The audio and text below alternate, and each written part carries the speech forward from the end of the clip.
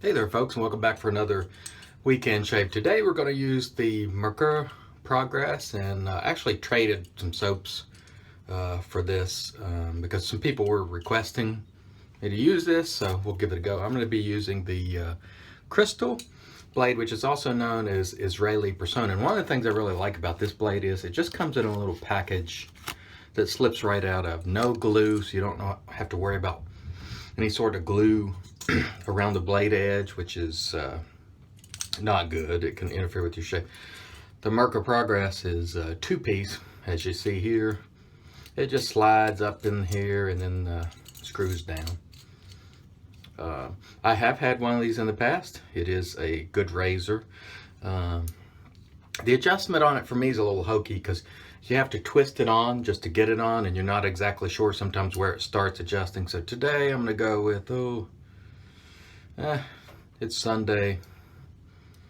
Let's go with, what are we going to go with? We'll go with about, I don't know, 2. Leave it on 2. We'll go with that and see how it goes. I'm going to be using the Shave Revolution Usurper brush.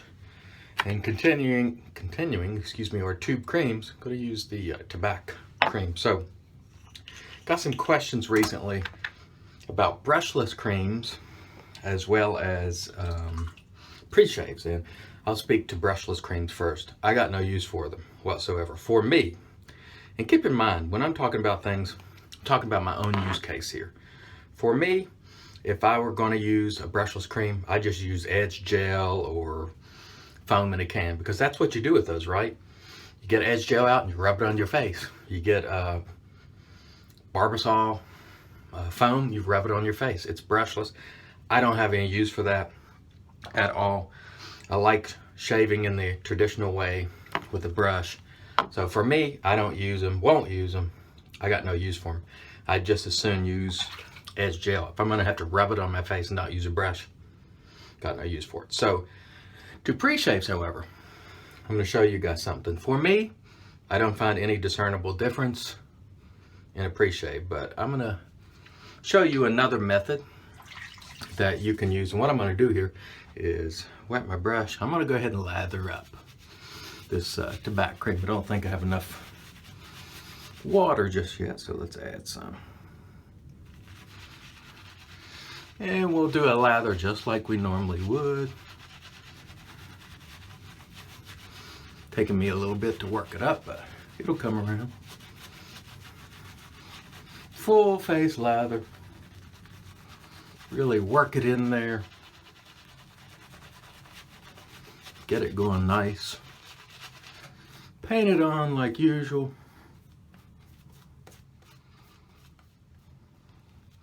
Once you get it going. And then I'm just going to take my fingers, sort of rub that in a little bit. Massage it in.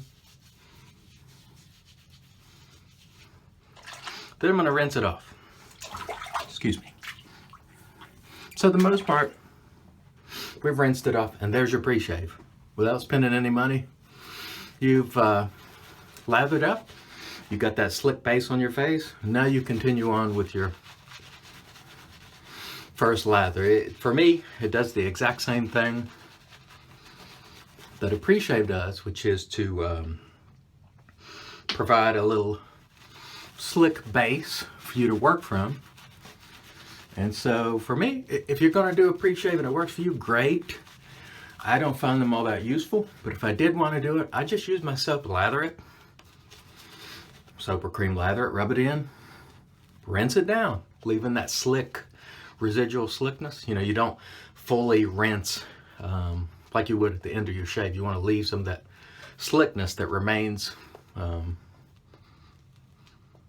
between passes. During your shave, and there you go. You have a nice pre-shave base without having to buy another product, using money. For me, pre-shaves are a waste of money. And again, I realize that some of you really enjoy it, and that is good. If you enjoy your routine, routines are individual, and what works for me may not work for you. And so if you use something that it's very different from what I use, go with it if it's working well. No sense in scrapping something that works, because you see some yo-yo, me, on YouTube, telling you how to shave. If you do something that's absolutely unconventional and you're getting great results, go with it. It doesn't matter what anybody else has to say. The shave is on your face, you feel the result, and if it works, by all means, continue on with it, because there's one thing we know, it's all subjective. All right, stand by, limit, rinse face. We'll come back for pass 2. So again, like I said, there's a nice residual slickness here, and that's the same thing that first lather does. It's just like a pre-shave. So for me, use that soap, do an initial lather, sort of rub it in, and then sort of do a quick rinse and go. You got a nice slick base. And so, however, if you want to use pre-shaves and you think they're, maybe they got a different scent, or they augment in some way the scent of the one you have, or you just enjoy it, then please continue on with it. If you're enjoying it, that's all that matters. Now, oils, I will not use oils at all, and shaving oils can be detrimental to the shave. They can be detrimental to the lather, so I wouldn't recommend it. However, again, if you use it, continue on with it, but I do not recommend shaving oils as a pre-shave. Although there are many people who will, I'm not one of them. I just think, especially if you're new, the risks outweigh the reward. And you can have problems with your lather. And then, you invested in a good shave by using that pre-shave oil, and then it turned out crappy. And that's no good. So for me, shaving oil or pre-shave oil is out. I got no use for it. So the Super Bowl is today, and that should make for an exciting game. We got the old gunslinger and Peyton Manning against the young buck Cam Newton. I don't really care who wins. Either way, it's a win for me. You either get the young guy who wins his first Super Bowl, or you get the old guy who rides out in the sunset. Either way, for me, that's great. I know my friend Jam and G.I. James will be rooting for the Broncos, so good luck to you, James. Stand by. So again, we have that slick base, and I know I repeat myself a lot, and I think I've said this before even, but it's partially because back when I was a trainer, I used to do training when I was a cop and a correctional officer later. And when you were trained to train, you have to go for a week course on how to become a trainer. And one of the things that they drilled into you is, for the purpose of training, tell people what you're going to tell them, and then tell them what you told them. That repetition really, for many people, really causes things to stick. So to this day, which has been, it's been a very long time since I was in that business. I think 1999 is when I left that business. So that's a long time ago. It sticks to this day. I repeat myself, and it gets on people's nerves, and it's kind of, I'm doing that, tell them what you're going to tell them, and then tell them what you told them. And so it's not that I'm talking down to anyone or treating them like kids. It's just sort of what I was taught, and it stuck. So I carry over those habits, and I do that with a lot of things in life, things that I was taught in the military, or things that I've learned throughout my career or careers. Had, sort of a drastic change in career after, from 91 to 99, I worked I was in the service, law enforcement, and then later I worked in corrections. And then I took a job in correctional information technology in 1999. And from that point forward, I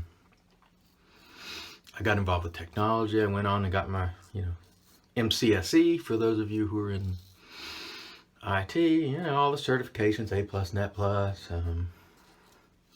Then I got into IT, and then after some years as a technician, field tech, later I got into management, became the director of IT, and then moved on to do some bigger jobs. And so today I'm in IT management. My days of field teching or doing all that stuff are behind me, but I still try to contribute. When we have a problem, I'm right there with the guys, lending whatever expertise I can.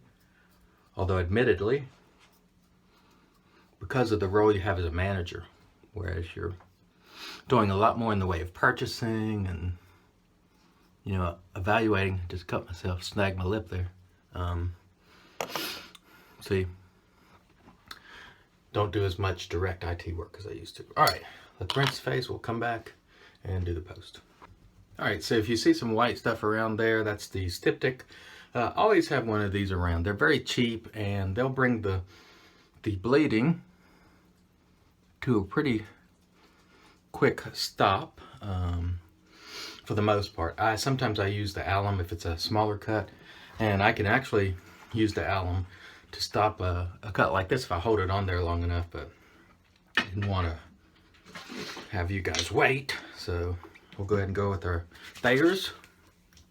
I'm gonna try to sort of avoid that spot on my lip so I don't pull it, and I just did, but that's okay. We'll just apply more styptic after we're done here. No worries, or we'll go ahead and do that now. Again, that cut was as a result of me flapping my gums. So no fault of the razor. It's just when you talk, it's the hazards of talking while shaving and doing these videos. Every now and then you're not paying attention and you cut yourself. So, no worries. What other aftershave would you use except for tobacco with tobacco? Excellent stuff. I realize the scent of tobacco is not for everyone. It is a old school type scent. Some people attribute it to smelling like Tom Brim, or in other words, old people. But for me, it grew on me. I didn't like it at first, but I like it now. So thanks as always for watching. Hope you guys have a great evening and have a great time watching the Super Bowl. You guys take care.